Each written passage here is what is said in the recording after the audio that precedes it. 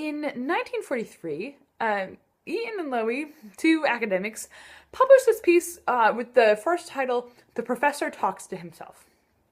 And their article was mostly around jargon and this issue to, try and overcome the jargon trap and how do we use terms that are actually accessible. For me, the whole "professor talks to himself" also leads into, and shows the interplay, to a self-referential trap. So the professor talks to himself, not only in the words academics use, but then also in the way academic literature tends to build on prior research that same person has done, and or friends, and very close colleagues, right? The majority of academics, regardless of their discipline, at some point in their careers are going to cite themselves, right? You're going to write a paper in 2016 that cites a paper that you wrote in 2014. Now, this makes sense, right? Because, you've done research, you published it somewhere, you're using that same data and saying something else about it, right? You're going to refer back to that data. Makes sense. You've, proposed a theory, a word, or whatever in an article. 5 years later, you have some reflections on that, right? You cite back. I do it in ramblings all the time, right? It's like, as we talked about a few weeks ago, blah, blah, blah, blah, blah, right? Makes perfect sense. Also a trap, right? This issue, good theoretical work does need to build upon itself. Data should be reused and reread and re-examined multiple times, that kind of stuff. But there's also this issue, right, where you get, a close group of chums, while you're doing PhD or whatever, you all kind of do the same kind of work. You're interested, you're, intellectually stimulated by the other person's work, whatever. You co-author a paper together, they co-author a paper with someone else 5 years down the line that you're really interested in, so you write a response piece to that kind of thing. Lo and behold, suddenly, almost all of the research that you've created is based on the work of, 5 people, including yourself, right? You've got like this happy little academic clique that are, talking to each other and responding to each other's paper and citing each other's data, and it becomes very insular. This doesn't happen all the time. And of course, there are little, side things, little spokes come out of this little central hub and that kind of thing.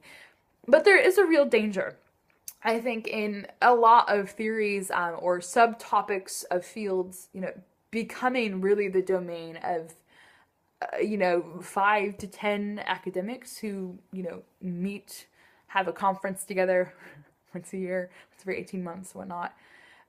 And then you remain in email contact, right? And they're, instead of saying, okay, we have this theory, I think this is a good idea, let me share it with this group of people. Okay, now let me figure out a way to explain this theory to anthropologists instead of geographers and see what they think about it.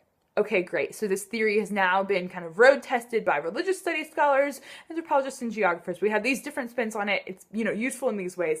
Let's see what the heck the, biologists, had to say. Is this useful to them at all?